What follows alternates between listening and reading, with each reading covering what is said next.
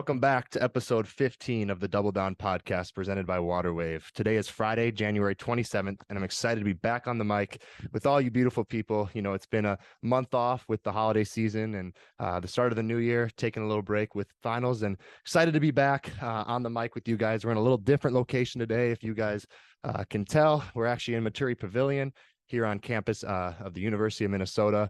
And I'm excited to be back with you guys, joining you live. Before we jump into our interview, I just kind of want to give an update on the knee. So 7 months. Track test was actually Wednesday, which is today because we pre-record episodes. So got really good results. Everything is kind of, going along the right way. And we're excited to keep going and getting better. So before we get into the interview, we want to give a shout out to royaltyfam.com for sponsoring all of our sportswear. The Double Down podcast merchandise will be available very soon. So make sure you go to royaltyfam.com. That's ROYALTYFAM.com for and then DM the Double Down podcast for a discount code for that.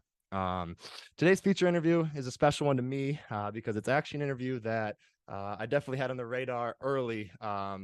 Definitely a person that I wanted to get on this podcast from the day that I had the idea. Our guest is a native of Valparaiso, Indiana. The former 4-star recruit went on to an illustrious career at Purdue, where he garnered a share of the Big Ten title in 2010, as well as individual awards like first team All Big Ten in the 2009-2010 season, as well as second team State Farm Coaches All-American in 2010. A player and a person who I've been inspired by, Robbie Hummel.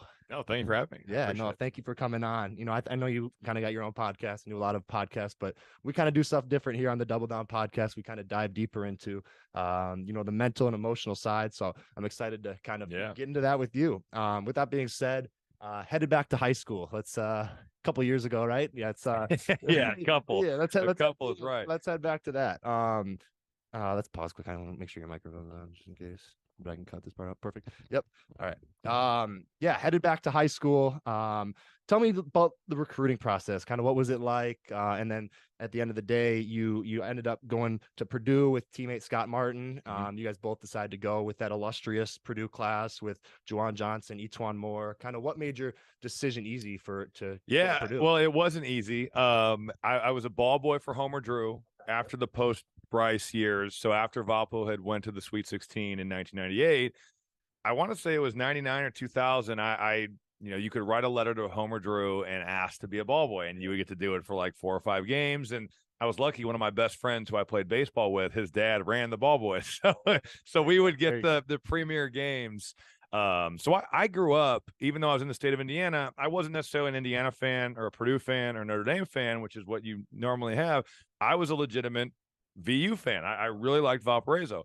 I was that kid that when they started making the video games that had Valpo, I'd do the Dynasty, and I'd listen to the games on the radio. They're on TV. We'd watch on TV. So growing up, that's who my favorite team was. And, my sophomore year, I made the varsity at Valpo High School. We had a really good season. Went 22-3. I was our 6th man, was playing really, really well at the end of that year into the state tournament. And I got asked to play for an AU team, which was called the SYF Players, which had Luke Herringody and Etwan Moore, who came to Purdue with us as well. Jamil Tucker went to Virginia. A bunch of D1 guys and a bunch of high major players from North Indiana. So we were all on this team, and that's kind of how my recruitment really started. And I ended up with, I think, 15 or 16 offers. I had a lot of offers from Big Ten schools: Iowa, Purdue, Indiana, Northwestern. I was recruited a little bit by Ohio State, a little bit by Michigan State, Michigan, but those schools didn't offer me. And then NC State, Arizona State, Miami, Florida, Notre Dame. So there was a good amount of high major college basketball teams that had offered me. And the funny thing is that every time I felt like I liked one, they had something happen that just made them fall off. Like, I really liked NC State. Well, Herb Sendek's like, you know what? I am sick of recruiting against Carolina and Duke. I'm going to Arizona State. So he left, and that just totally upended that recruitment. And he offered me at Arizona State, but I just didn't want to play in the Pac-12. And honestly, if I had visited, maybe I would have changed my tune to see what Tempe's like in February. But yeah, totally. I really liked Indiana. And I visited for the IU Duke game, which is where JJ Redick had 33 points in this incredible Big Ten ACC Challenge game. And Assembly Hall was unbelievable for this game. And I really liked Indiana. Donnie Marsh and Mike Davis did a great job recruiting me. And then Coach Davis kind of got run out of town. So then I was kind of back to square one again. And all through that, Matt Painter had done a great job of recruiting not just me, but my high school teammate Scott Martin, Etwan Moore is my AU teammate. Juwan Johnson played for the other really good team in Indiana that was our age. So that's Matt Howard from Butler, Ben Botts, Zach Hahn, bunch of really good players. So Juwan played on that team, and Juwan was the first to commit. And, we kind of started all talking, and Etwan Moore and I had kind of talked, and we were like, maybe we want to play together in college. And it was something that worked out really well because we were good friends. We fit together well. So Etwan and I committed, and then Scott was kind of the fourth domino to fall, and we ended up having a great recruiting class. Yeah, I mean, the recruiting class like that, oftentimes, especially in Indiana, big recruiting class, big Indiana basketball, high school scene, coming in. What was your role, or what did you think your role kind of was coming in freshman year? To play at Purdue? Yeah, coming into Purdue, especially we talk about with our younger guys, freshman year is such a tough year because you're kind of trying to find your way. Yeah, is that totally. kind of something you experienced? Yeah, it was. I think every freshman goes through that. I think it's impossible not to. Now, we were gifted one thing where we were really fortunate. That was opportunity. Like, they needed us to play because of the personnel who was on the team. We had a good class ahead of us with Chris Kramer, who was the defensive player of the year, I think twice and 4 times all defensive team, and Keaton Grant, who's 1,000-point scorer. So we had those guys ahead of us who were great mentors. But, we came in and we had to play. But I was hoping that my role would be come in, earn as many minutes as I can, hopefully like 15 or 20, defend and make open shots. So being first team All Big Ten as a freshman was pretty shocking. Like, it was totally, if you would have told me that before the season, I'd been like, I hope I just get to play. Like, I really hope I just get to play. And it was one of those things where you build confidence and shots start going in. And I became a little superstitious. I cut my finger, my pinky, so you can still see it. I sliced this bad boy on a plane. You can see the scar. We played at Clemson, and I had missed the game-winning shot. I said the F word on national TV. My mom was so mad at me.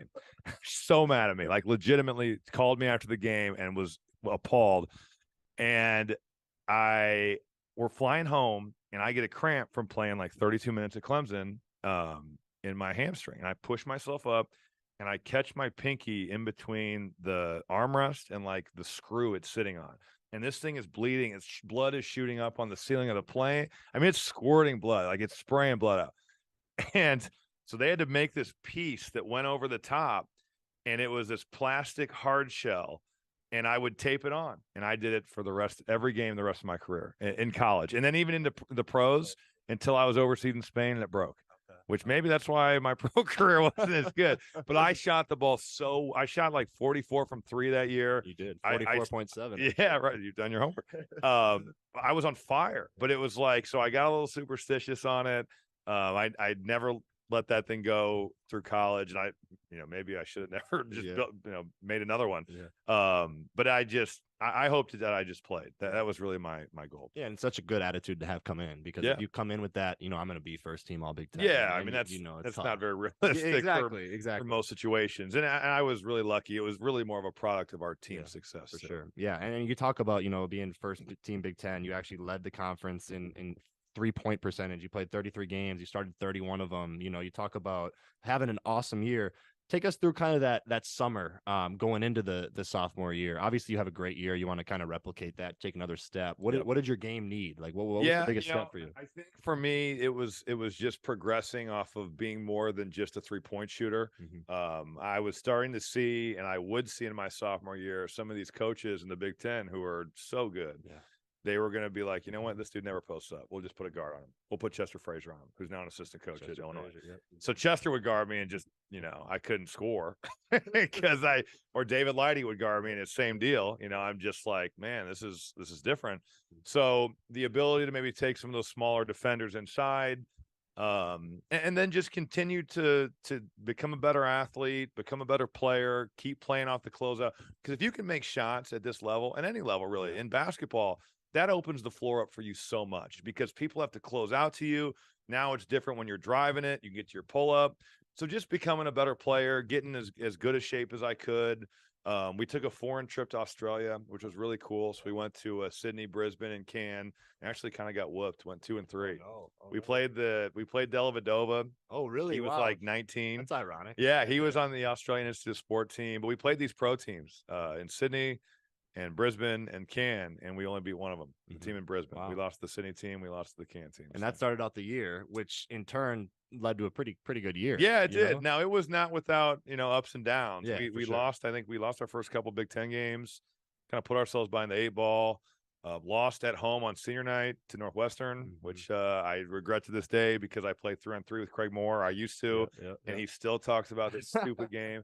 I think they out-rebounded us, which is pathetic against their team. They did not have anybody that should have been out-rebounded us. But then it was like something just clicked. We lost at home to Northwestern. We went on my birthday to Michigan State, and we're in a game we were never really in. Like, we lost by 10, but we were never going to win on senior day. And then went to the Big Ten tournament and won it. Like, it was like, I have no idea how. I have no idea why. But all of a sudden, we were on fire. Things started to click. Yeah, they did. And I had dealt with a back injury that year, so I felt like, for me personally, I started to get healthy, and I had a really good Big Ten tournament. And unfortunately, we lost to UConn in the Sweet 16 after beating a really good Washington team in Portland, which is the most non-neutral NCAA tournament. And they had Isaiah Thomas and Quincy Pondexter and John Brockman and Justin Holiday. Wow. They had 4 NBA players and we had 3. Yeah. So there was a lot of pros on the floor, high level game. Jawan Johnson was phenomenal. And then we got to, that earned us a trip to go play Hashim Thabeet. Yeah, Hashim Thabeet, Kemba Walker. Yeah, AJ Price. They were good. Yeah, they were good. Tough one. I mean, yeah, you talk about, great year.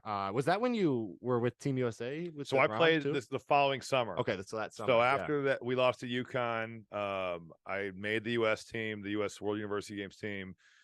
We had super talent. Yeah, I believe Evan Turner, Quincy Pondexter, who I talked about from Washington.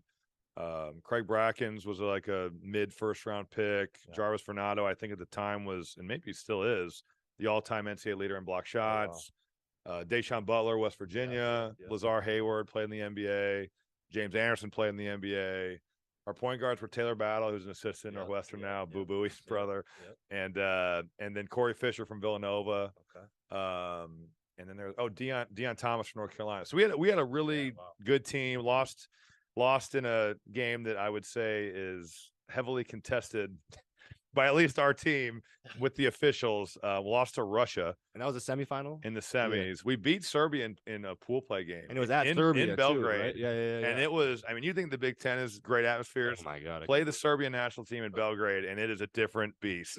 But, we were talking, because me and Evan Turner were roommates. We're like, man, after seeing the Serbians in Belgrade, it's not going to be anything when we go to East Lansing. Like, that's going to be that's a cakewalk compared to this. They're throwing quarters at us, and it's a different deal in international play, I would say. So ended up getting a bronze medal, which was very disappointing. Lost to Russia. I actually played with one of the Russians on the team my last year in Moscow. So yeah, that stunk. But Bo Ryan coached. And Frank Haith was an assistant, and Rob Jeter was an assistant. So it was great coaching. It was a cool experience. Yeah. You talk about that summer, obviously leading into your junior year. Coming off a Big Ten championship, coming off a title. You obviously want to take a step, towards your junior year, big junior year coming up. Take us through kind of the beginning of that year, what the team was looking like, what the goals were. Obviously, you guys had a really good year. Yeah, and we had goals of making the Final Four. Yeah. It was held in Indianapolis that year. I just remember everybody coming in phenomenal shape. We used to do, and they still, I think, do it, the mile run at Purdue. Okay. And Coach Payne would give everybody their individualized time. And if you had run it well in years prior, he would bump your time up. Exactly. So he made my time 5:05, which is moving for sure. Can you still get that? No, I could not do it now. Jawan had like a 5:15. The rest of the guards were 5:30, and the bigs were 6 minutes. Yep. Everybody made their time. Wow. Which was the first time that the coaches said that's the first time they had never had a player, or at least one, miss their mile time. Wow. And if you miss it, you got to run it again. Exactly. So it was like on the first day of conditioning when we did that, all right, everybody means business here. Everybody's in great shape.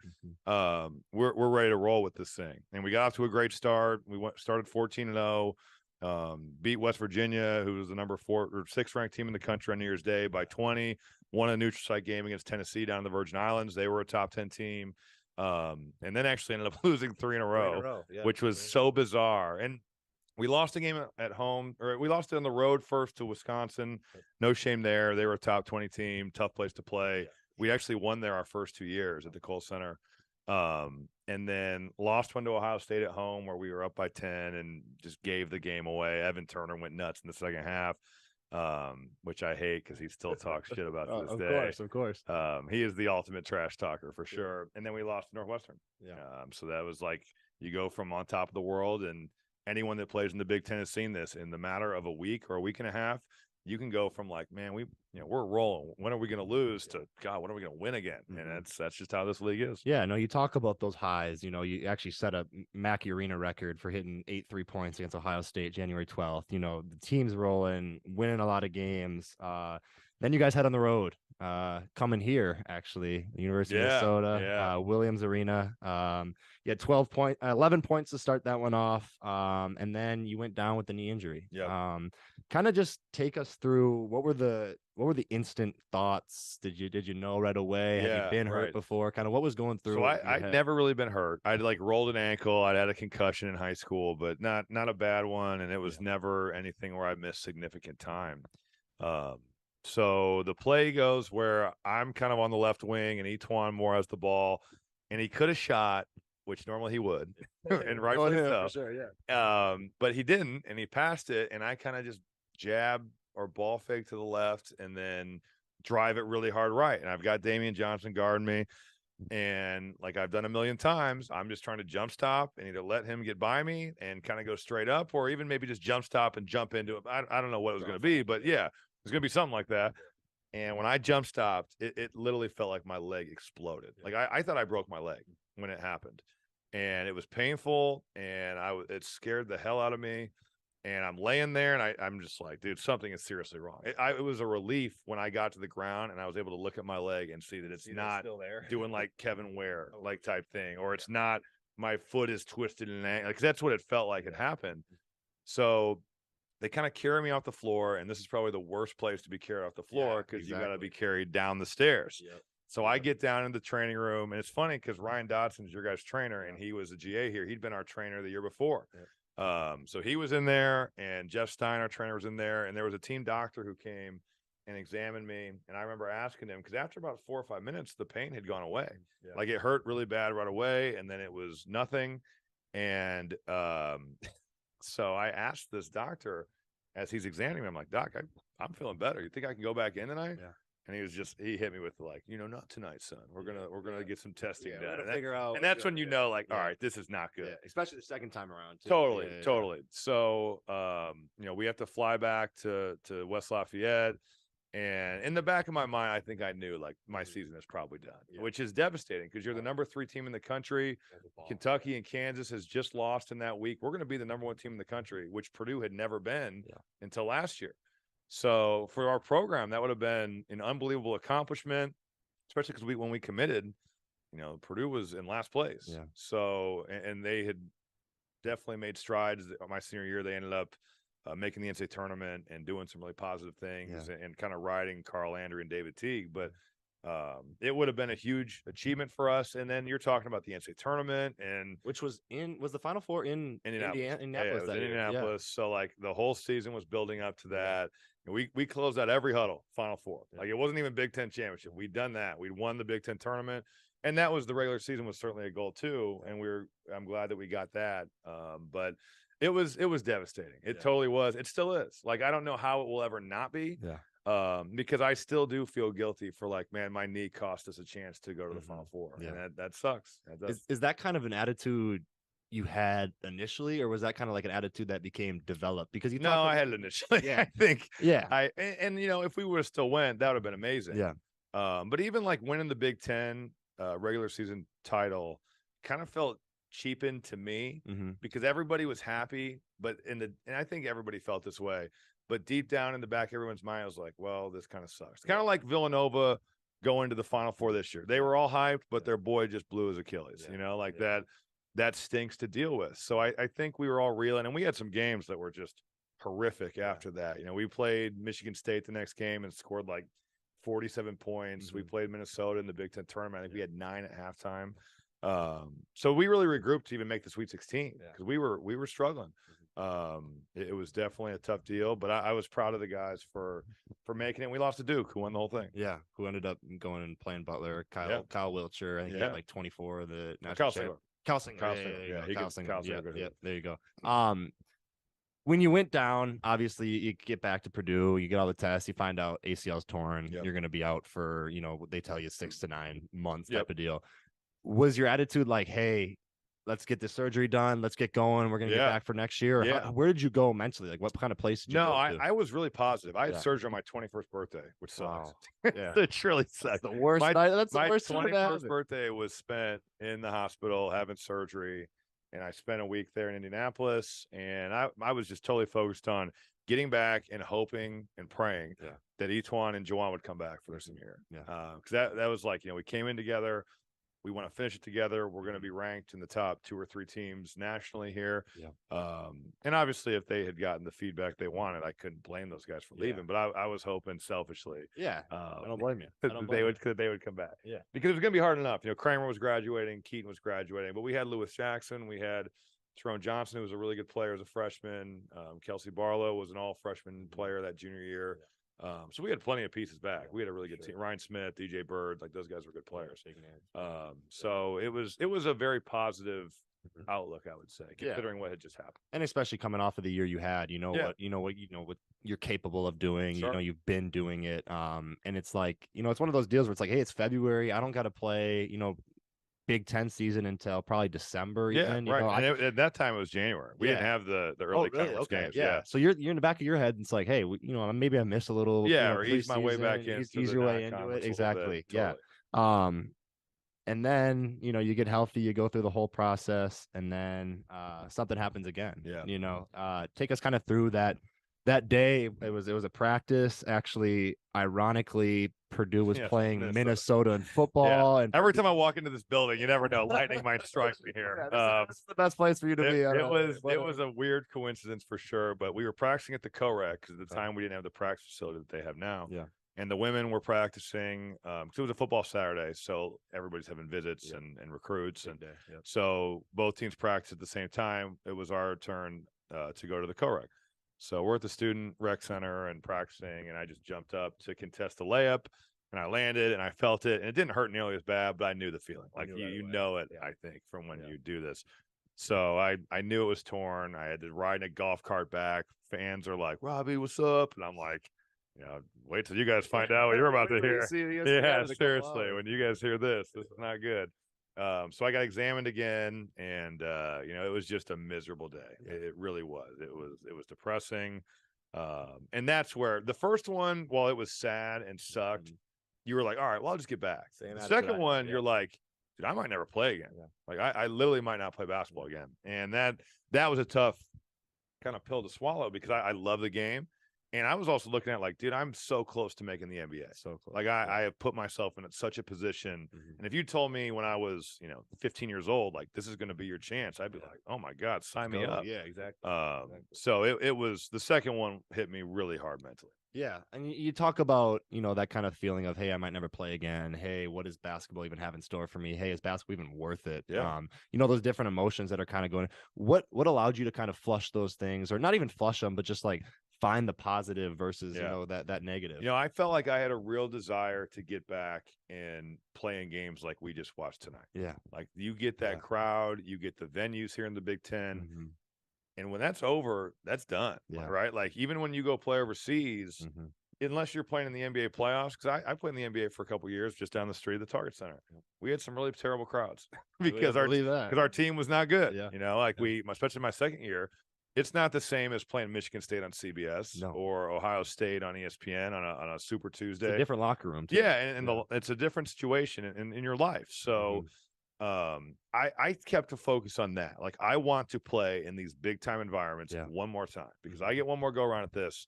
And that's really what kept me motivated. It really was just thinking about how cool it is to get to play in the league that I've watched since I was a little kid. Yeah. And then you get to see it every single day. You know, you get to go to the games and you get to be like, hey, what is it going to be like when I'm back out there? You know, Mackey's going to go crazy to see you back out there. I kind of had the same, same feelings being, home state. You know, this is where I wanted to play. It's like, we talk about, I'd be remiss if we did talk about our game tonight versus Indiana, incredible game, incredible atmosphere. It's like, those are the kind of things as a competitor you live for. Totally. Like you want to come to school. You want to be in those moments. It's like the guys that are the dudes, the guys that make it to the next level, like they're the dudes that want to be in that moment. Like they crave that kind of stuff.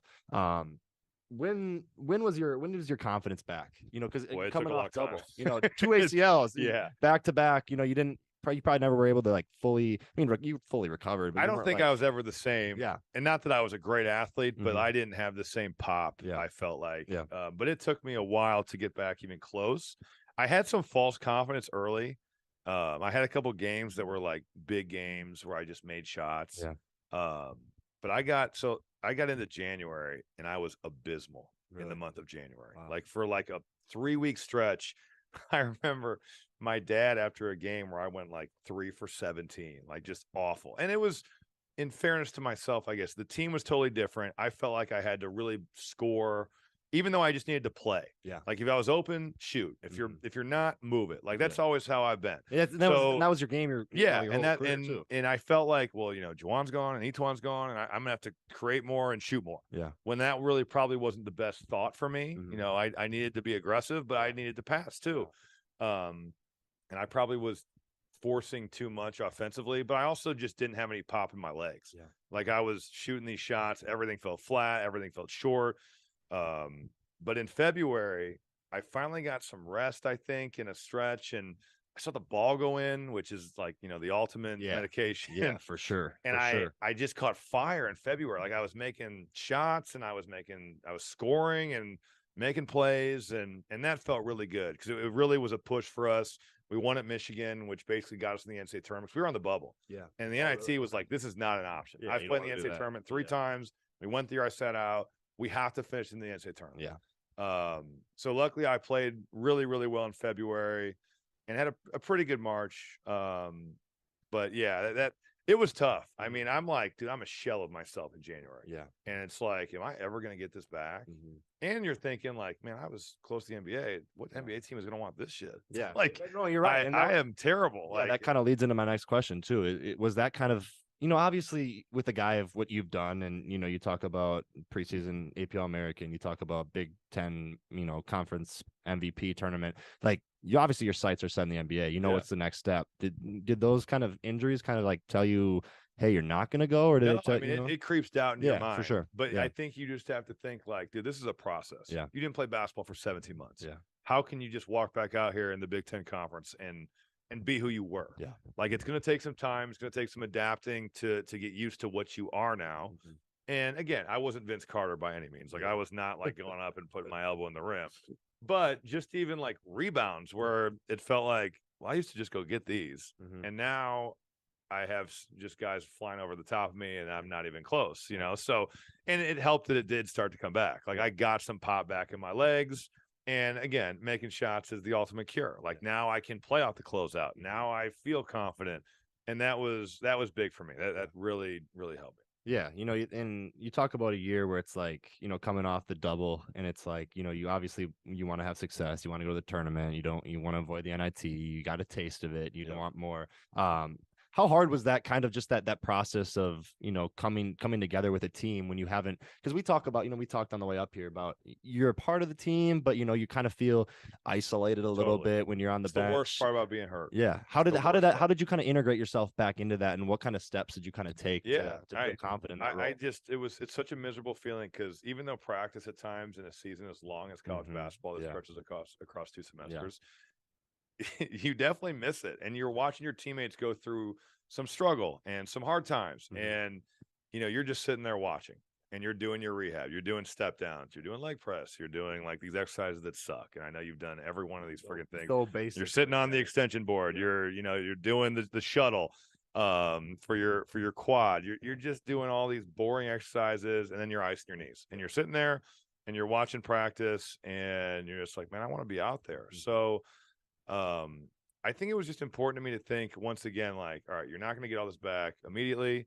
and you just got to kind of jump back in and get back out there. Yeah. And I think that the biggest thing for me was the first time you're going to get really hit, like you're going to get knocked in that knee. Yep. And it's going to hold, and you're going to be like, all right, I'm good. Like I can play through contact, because I do remember feeling my first game back. It was an exhibition game. You're like, man, I feel like I'm walking on eggshells out here. I really am a little bit timid, especially back to back. It's totally, because that's in an instant it could be done. done. And if you do it again, did you have that kind of feeling where it's like if you do it again, it's I mean, I had a talk with our athletic director Morgan Burke, and they were nice enough to let me choose my surgeon the second time. Yeah. So I went to New York City, and David Alchick did my surgery, and honestly, he saved my career. Yeah. This dude has done an ACL on me, a meniscus repair, and a shoulder repair. Wow. And I went back to him as a pro, and he's done NBA players. He's big in the Tommy John deal for pitchers. Yep. But there's three guys in the sports medicine world that you'd be like, all right, those are the three kingpins of ACL recovery. Yeah. And it's Andrews down in Birmingham, and also I think he's in like Pensacola. Okay. Alchek, who's in New York City, and Elatrash, who's in Los Angeles. Okay. Yeah. And there was one more at the time, but he kind of screwed people up, and now he's out the list. Yeah, it was the same kind of situation with me too. Because I did my first one before I was officially signed to the U. So I went to TCO, and there was a guy out of Colorado who was brand new into this new meniscus LET repair that was kind of like the poke the holes thing. Yeah, that's. Wait, did you go to Stedman?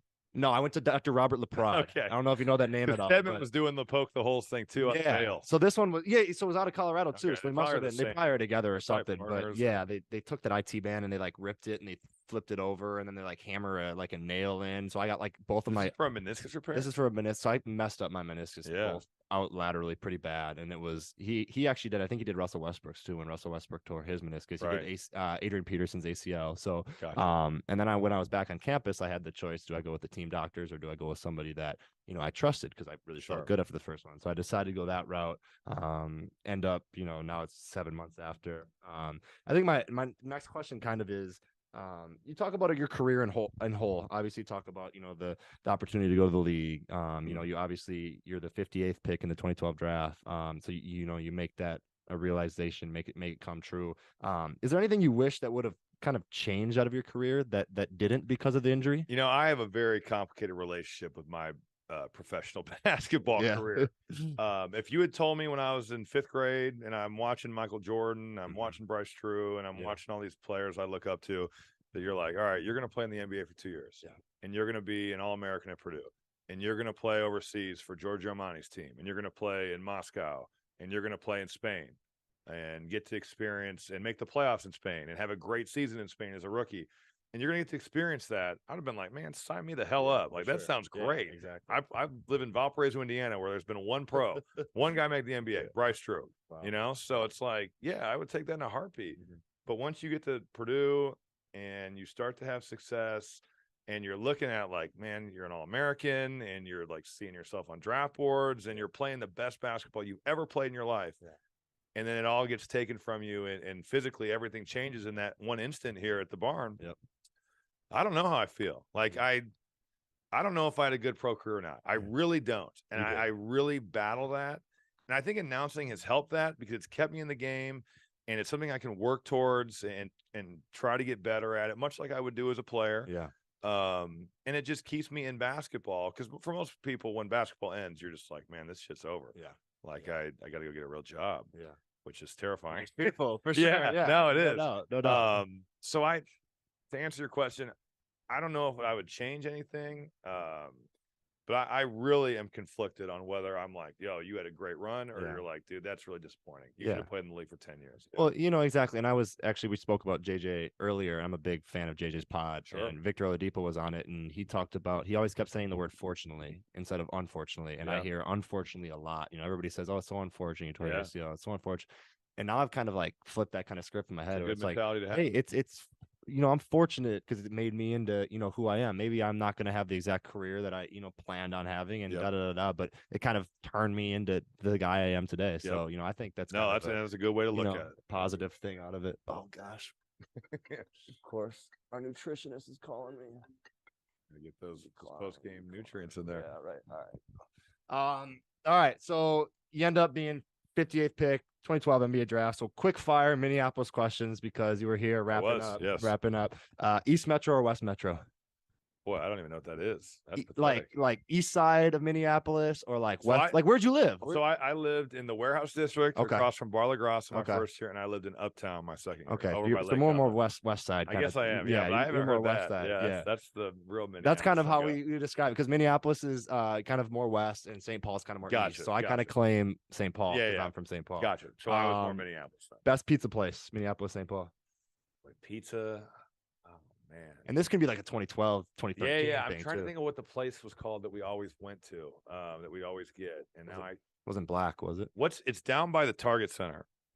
By the Target Center. Oh gosh. Well, pizza, I don't know. I could tell you my favorite restaurant. That was the next one.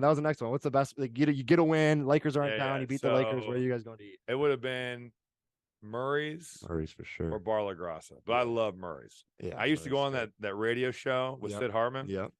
Is a legend, and every time you went on it, you would get $100 gift card for the silver butter nice steak. So I was like, Sid, I'll come on here. Yeah, literally every day. It has to be the best steak. It's so good. Right? It's so good. We got it during for Big Ten Media Day. We were up here, and a group of us went and got one and split it. It's so good. And Bar La Grasse is great. I actually had never been until 3-4 weeks ago. That's a good spot. I went for the first time and got a great bottle of wine. Had great gnocchi. Was I lived right across the street from an apartment, and we would go a lot. Ricky Rubio really liked Bar La Grasse. Ronnie Turioff really liked Bar La Grasse, so we would all go together. Best bar nightclub scene. Bar. I'm trying to think what the names are now. This is how old I am. Jeez, come on, man. This was here. God, what was? Come on, I know when you got a dub and you went out somewhere with the guys. Where's everybody going? Was there a bar called the Loon? The Loon, yeah. That was right by the Target. We would go there sometimes. There was a nightclub over, which is closed now. Actually, the Loon closed. Closed now. Yeah. There was some saloon. This is pathetic. Sally's Saloon, maybe. Might be that. Okay. That's on campus here. No, it wasn't that. It was down by Target Center again on that is it Third Avenue? Yeah, Third Ave. Yeah. They had a bull you could ride in there. So it was like a country bar type thing. That's exciting. The fact that I don't remember these names is truly pathetic. Yeah. You gotta get up here. The restaurants I can remember, but the bars, and it's not like we didn't go out. Yeah. I mean, Jesus. I should know that, but I am literally drawing a blank. I have not. I know that we did go to the Loon though. So the Loon was a spot. All right. So lastly, we always wrap up every single podcast with this. Advice you would give to 12-year-old Robbie Hummel, or advice you would give to 12-year-old just someone random athlete that's going through, whether it's adversity, whether it's injury, something in their life. Like what's your kind of message to getting over that? I would just stick with it. Yeah. I think I am a firm believer in the fact that if you work at something and you stay the course, that good things happen to people that do that. Mm-hmm. So just to put the work in. And I would encourage that 12-year-old kid to find something that you really love to do. Yeah. And in my case, it was play basketball, and just, consume yourself with it. Mm-hmm. And whether that's an instrument or that's studying history, that's speaking a language, or whatever that thing is for that kid, just dive in and dream that anything can be possible. Because I said there's been one NBA player from Valparaiso, Indiana before me. And in my mind, and my mom will find these things, and from when I was in preschool, and I would write, what is the deal of like, what's going to be your career? Yep. And sometimes I was too embarrassed. I would put weatherman, but most of them that she finds will say NBA player. Yeah. Even though I was kind of like, well, maybe that's like stupid. That's not a realistic thing. Mm-hmm. But we found plenty of them that she showed me over the years where it said, man, NBA player. Yeah. This is what I want to be. Yeah. And I think that if you put your mind to it, and certainly I was fortunate. My dad is 6'6", my mom's 5'7", I am 6'8". Yeah. That definitely gives you a leg up on things. Sure. And if you're from Indiana, you probably have a flame for a jump shot. Yep. That always helps too, Yep. just from being from that state and learning how to play in that state. But just dive in on that stuff and go all in. Like don't be half in. Be all in on what your dream is. No, that's awesome. Robbie, we want to thank you for coming on the pod, thanks for having taking me. some time late night here in Materi Pavilion. It's almost coming on midnight now. You got to get out to Memphis in the morning, Yeah, but there you go. thank you for taking some time. No We really problem. Happy to appreciate do it. it. Yeah. Happy to do it. And that's been the Double Down Podcast, episode 15. Thank you guys for watching. Make sure you're following us on all social medias at double_down_podcast, and episodes drop every Friday. Thanks again, Robbie. No problem. There we go.